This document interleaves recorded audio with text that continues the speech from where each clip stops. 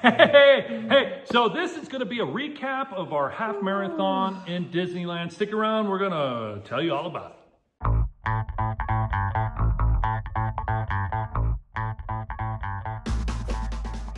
All right, so we're going to start off with the half marathon at Disneyland. Well, first of all, Yes. we did it. Zoom in on that puppy. We did it. And it spins. We actually really like this medal. Yeah, the design, the overall design for the theme of the half marathon, shirts, metal, mugs, really, really awesome. Yeah. One of our favorites.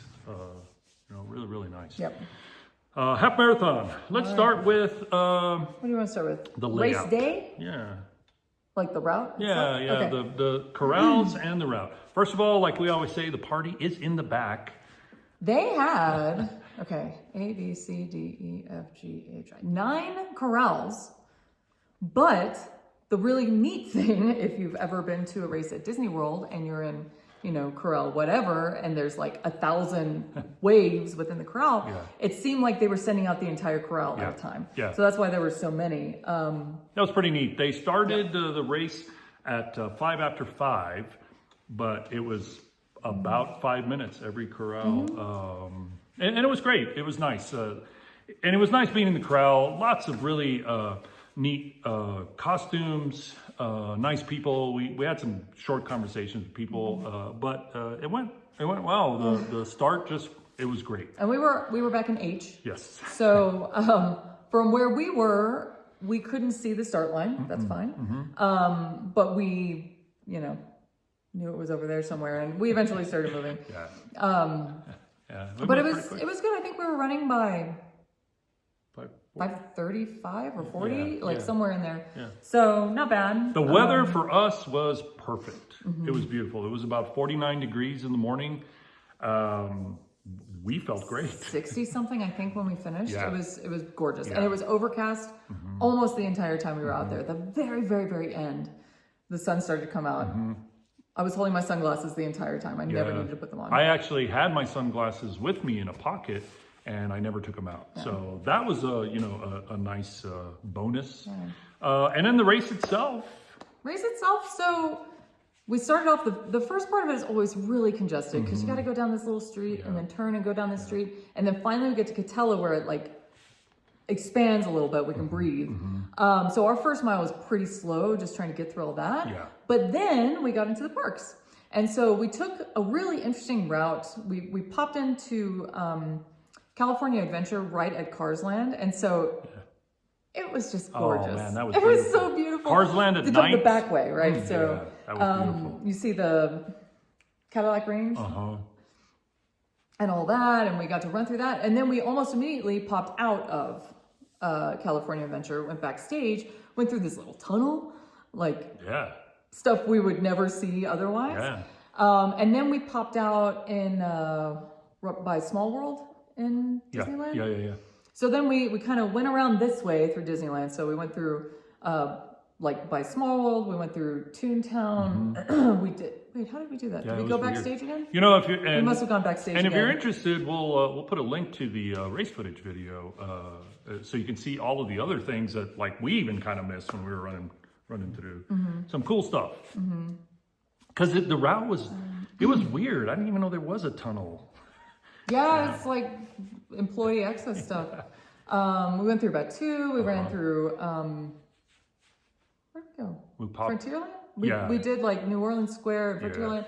Then we came through the castle, went backwards down Main Street. So we were running towards the train station on Main Street. Yeah. Then we went back into California Adventure. Yeah. And that was, if you follow our saga, you know that we used the bathroom way too many times on Disney races because we have a tendency to overhydrate. We only used the bathroom one time. That's right. And it was the bathrooms when we went back into California Adventure, those ones right at the front of the park. Yeah. And we ran through, we went down to Pixar Pier, and then we popped back out. And then for the rest of the race, the next 9 miles. The next 9 miles were the streets of Anaheim. And it was a pretty easy route, go down this way, turn this way, turn this way, turn, it was basically a box with like a T on it. But and we liked it. We liked running through the city of Anaheim. I mean, it's really nice. And I know some people have said, "Oh man, it was so boring." Well, I think I enjoyed it because there are things to see. You see architecture, you see palm trees, you see people, different communities. It was really nice, it. and the entertainment along the route, so good, and the people just cheering everybody on. It was really really nice. Yeah, one kind of rough thing, and it's like that on any kind of race that's sort of structured this way, like an out and back situation. Even though this was like kind of a hybrid thing. By the time we made it out of the parks, so we're at like mile 5, we already saw people finishing, like on their last mile. And that's a little disheartening. Yeah, it is. It's a little disheartening, but that's okay. We kept going and, finally, eventually we made it down to that area. Yeah. One cool thing though about the entertainment, so there were different bands around, both like marching bands and bands. And there's this one band that I remember from last year that I really liked last year. And they were in a position where we got to see them at the very beginning of the race, and then we got to see them at the very end. So we actually passed them twice, and they had to have been out there playing for hours. I mean, they were out there playing for hours and hours, and I'm so appreciative to them. It was wonderful. Yeah, consummate musicians, man. World music, it's fantastic. Yeah. Fantastic music. So that was great. And then there was a marching band who, right when we rolled up on them, and again, if you follow our history, you know that we have a tendency to run across marching bands right when the drum line picks up, and nobody plays anything except for the drum. Okay. This one, we rolled up right when they started like the Incredibles theme song. And it was awesome. So energizing and wonderful. Yeah, you can hear some of it. Again, we'll put a link to the video. So I think overall, it was a really, really great route. And we saw places throughout the parks that, we obviously aren't ever going to see probably again. Yeah. But even running through the parks was really nice. Running through the castle wasn't even like a congestion nightmare. We just kept moving. So it was really nice. Yeah, that's something to address. So last year, we ran the Disneyland half marathon as well. That was the first one they had in several years. Run Disney kind of stopped doing Disneyland for a while. They picked it back up last year, and there were some snacks in that course. If you recall, or if you were aware, or if you were there, or if you heard about it, there was a tremendous bottleneck last year at mile 3. Yeah. They picked like a pretty terrible place to throw a water stop. So it's a place where the course narrowed quite a bit anyway. And there was a mile marker there, so people were taking pictures, but that wasn't the big deal. The thing was like, this really narrow thing was made even more narrow by the water stop, made even more narrow by people walking to get water. Yeah. And so like, it was terrible. We were there for like 10 minutes, something like that. It was a long time. I'll tell you what, we'll put a link to that half marathon from last year. And I will say, nothing like that this year. No, this year was really smooth. And I will say, when you get a lot of people together and you start crowding in, some people really panic. Yeah, you start panic, and several runners next to me started to panic, and I have a slightly better view than a lot of people, and I could feel that kind of anxiety building. So it was unfortunate, but this year the route totally smooth. It was really really nice. Yeah. Really liked it. Yeah. It was great. It was great. You want to talk about our experience on the run? Okay, so again, a little history. We had a great experience at this half marathon. Now, backing up a little bit, if you've been following, you know this. If not, my doctor told me in November I can no longer run. Period. And I followed up with an orthopedic surgeon who said, "Well, sure you can, but only on race day." So all of that meant we didn't run at all from November to the day of the race. We trained differently, but no miles. So how did that work out? Here's how it worked out. Again, the first mile, we're just so packed, we couldn't do our 30-second run, 30-second walk. We just kind of went with the crowd, and we told each other, when it opens, we'll start. We were jogging, but that was of the first part, the first 2/3 of the race, that was our slowest mile. Yeah. Was that first one, just because we were just like, we were stuck.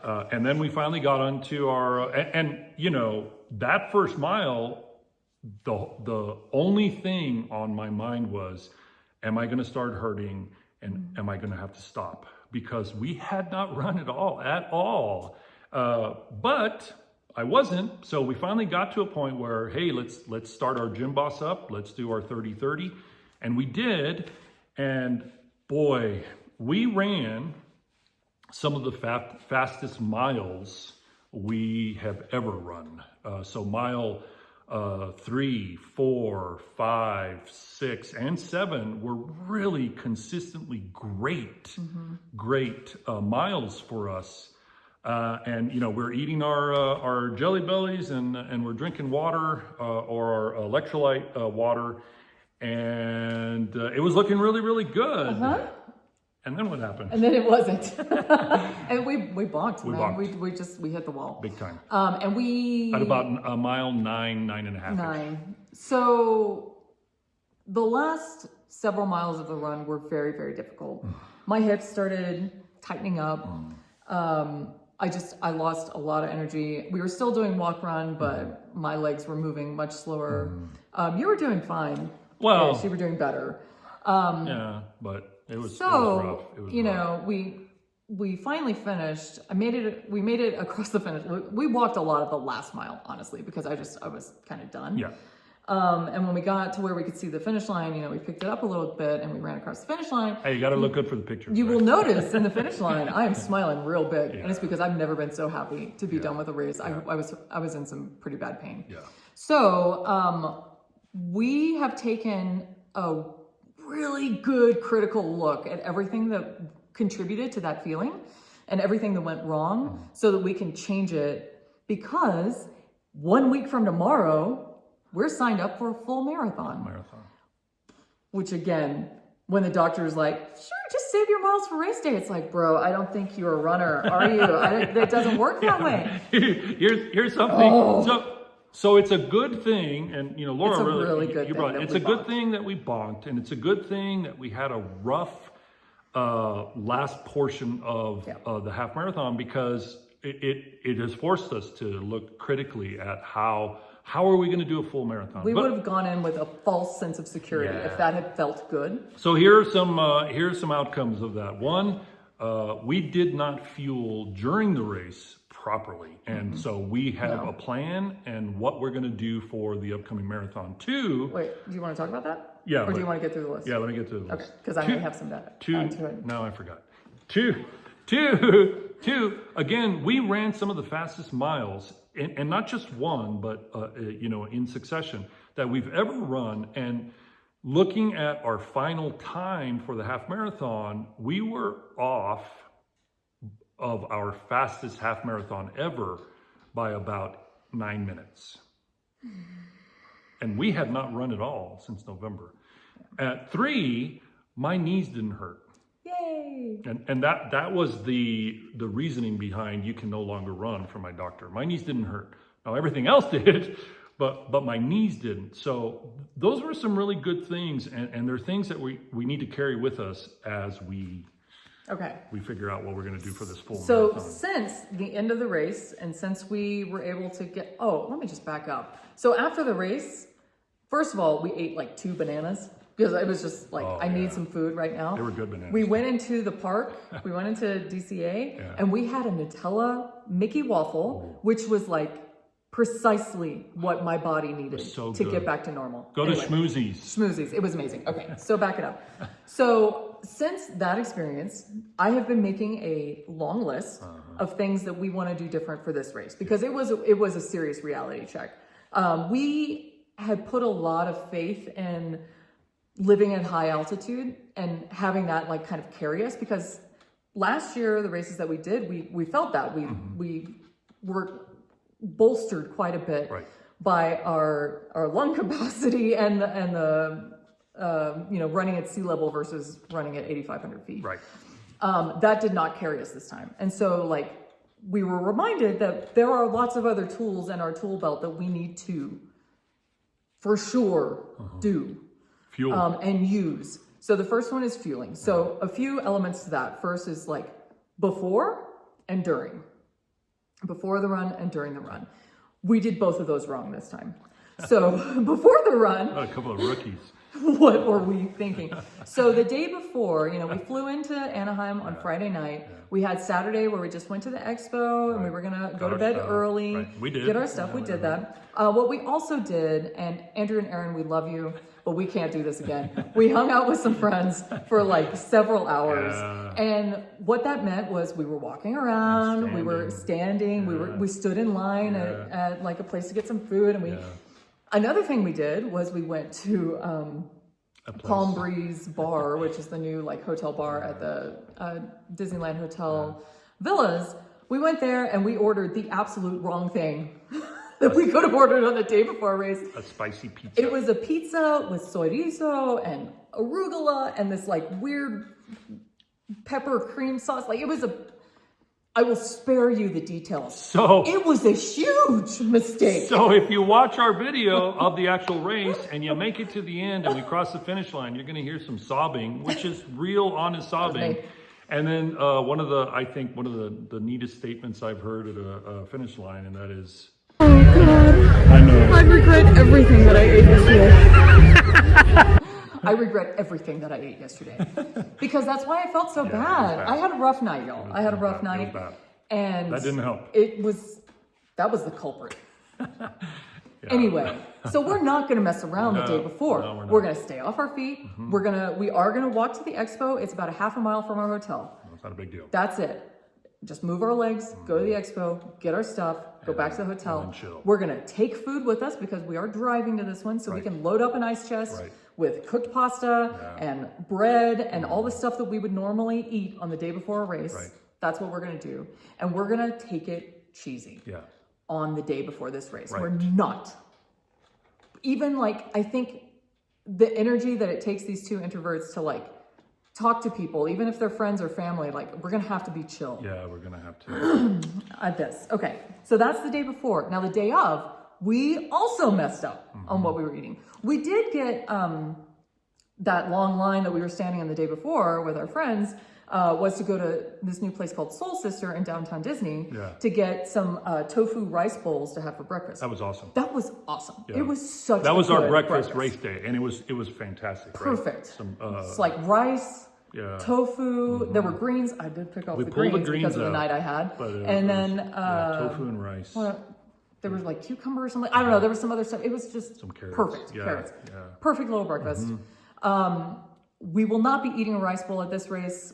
We'll have something normal. I don't know, like normal for us, since we can travel with food. I'm not sure what exactly it's going to be yet. But then what food did we take with us on the actual half? Run, we just took our Jelly Bellies, which I swear we've done on a half marathon before, but we did not, do too great. Like it was not enough. At about fuel and carbs for us. mile 7, my stomach started grumbling, and I'm actually growling, both of us. Oh, that's not good. Yeah, and so the other unfortunate thing on my side, I had some dental work done a couple months ago. I'm still feeling the effects of it. So I still have some like sensitive teeth in here. Also, I think I am battling a sinus infection basically all year. I'm still working on it. So like I've got some tooth pain and sensitivity. Jelly bellies. And eating those hard, stale Jelly Bellies took me so long every time. So what we're doing, I actually did some like research and calculation for this race because we're going to really, really, really try hard to do everything right on this one.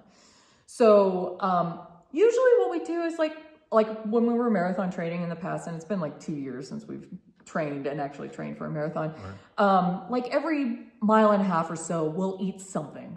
I never really calculated the grams of carbs or anything like that, but we made little like peanut butter, oatmeal, honey, raisin chews. We would do like peanut butter and honey sandwiches. We would do the Jelly Bellies, but I never like paid attention to, are we getting enough carbs to like carry us through? And because we hit the wall so bloody hard on this race, I want to make sure that when we're trying to run twice as far, that we have enough fuel to get us over. Because I think cardiovascularly, we're okay. My legs were tired, but they're going to be tired when you're covering that kind of miles anyway. The thing that really got us was we just ran out of gas. So I have planned for us, each thing that we're taking is somewhere between 10 and 13 grams of carbs. So our goal is going to be to eat at a minimum 3 of these things every hour. Yeah. I think I'm just going to set a timer and every 20 minutes be like, hey, eat something. Yeah. So we're going to take our usual, those little oat balls that we make. And those are, I think those are about 10 grams each. We're going to take peanut butter and honey sandwiches cut into quarters. So each quarter is about, I think, 11 grams. We're going to take some dates because it turns out like a single date is like 13 grams of carbs. So that's going to replace our Jelly Bellies for this run. We are going to take, so another thing that historically hits us is we get tired of eating sweet stuff and we haven't quite yet found a good savory thing to eat on a race. So we're going to try this. I know we're not supposed to try anything new on race day, but everything's new right now. Everything's new right now, yeah. We're going to do just some cheese sandwiches, just a slice of Tillamook cheese, 2 pieces of bread, maybe some mustard, and turmeric. Yeah. Anyway, cut those in half. Half of that is like 13 grams. So we're going to be packed down with food. Yep. Today we went to the gym and we have this old like bum bag hip pack that we bought years ago and never really used. I use it for like bicycling or like hiking, but we're going to take it on this race so that we can hopefully carry 1,000 sandwiches and not have them get squished in our like side pockets, because that's real gross. I don't know if you've eaten those. It's gross. So we're going to really try to preserve our food. We went to the gym today. David tested running with the bum bag. Running like 1/10 of a mile, but it works. But I just want to make sure like whatever. So it didn't slip or anything. So another thing we're trying too is salt tabs. Because I got cramps in my legs because again, I'm a little dehydrated. But I think like we're gonna try salt tabs. We bought some, we tasted them, taste fine. Yes, thank you, Chris and Breezy, for that suggestion. A long time ago, we finally listened. So in addition to our electrolyte water, we're gonna be popping some salt tabs. I think we really have a lot of things. That's only the food. Like we've got a lot of other plans. Yeah, this will be our 4th marathon, but it kind of feels like the first because we haven't trained it all the way we did for the other ones, where you don't try anything new because you're trying it all throughout the 28 weeks or however many weeks you're going to train. But we feel here's some of the apprehension. Now, I told you that we ran some of our fastest miles during the half marathon, and those were great. Well, so we can do that. We need to do that for 20 miles at least. Right. So this race has for us, very aggressive time limit. It's a 6-hour time limit total. Historically, we run our marathons in 6:45, 7 hours. So it's a little faster, and we knew that going in, but we also thought we were going to be able to train the whole time. So we are, like we're doing with the food, we're kind of pulling out all the stops in terms of what we can do to try to get to the finish line in time. So we have to get to a certain mile mark. They will sweep you if you haven't made it to mile 20 by 4.5 hours in. So we have a very clear goal. First goal is to get to mile 20 by 4.5 hours in. And when we're running at our pace, gonna be like a photo finish if we get there. And so I say if, but I mean when we get there. Because one of the other things we're doing is very, very actively practicing positive thinking. We are envisioning ourselves running for 6 hours, sticking to our plan, doing our 30 second intervals. Crossing the finish line. Together. David is from this area. He's going to tell me stories the whole time. We're going to we are wiping out any negative thoughts. And let me tell you, the negative thoughts popped in real hard after the half marathon last 2 weeks ago. So another thing we're doing. I made a mixtape. David made a mixtape. It's 6 hours long. So we're typically not music listeners, but what we're trying to we noticed on the race that, when we would pass those bands and we would pass, whatever, we'd get invigorates kind of you, right? energized. Yeah. So David has curated a 6-hour-long playlist of really kind of amped up music for us. Some of it's not super traditional athletic type music, but we're going to listen to it. Yes. We're going to listen to it. And thank you, Alan and Grace. We have a small, very small, 80 grams using that speaker, Bluetooth speaker, and we're gonna do it. That's gonna keep pushing us along. It's gonna push us. Oh, here's another new thing I've never done before. I'm making a pace bracelet for myself because we have those like very specific timelines. I need to know what time we need to be at each mile in order to make it to 20. Yeah. So, and 26. So I made a little thing. I'm gonna print it out and put some packing tape on it or something and strap it on my wrist so I can know at what time we need to be everywhere. Yeah.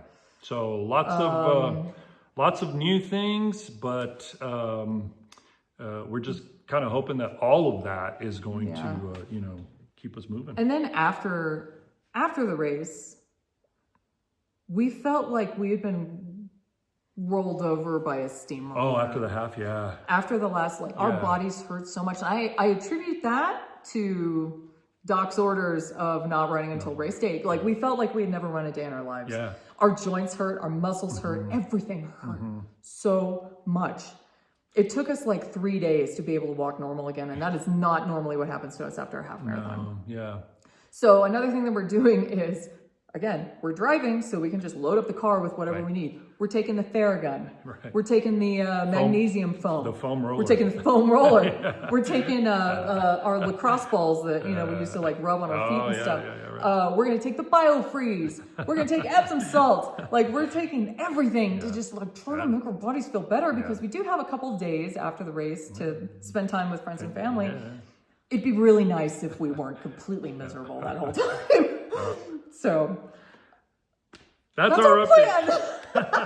That's our update and that's our plan. It was a great race. It was. It needed to happen in that way, I think, for us to do well in this next race. Yep. We're tentatively no.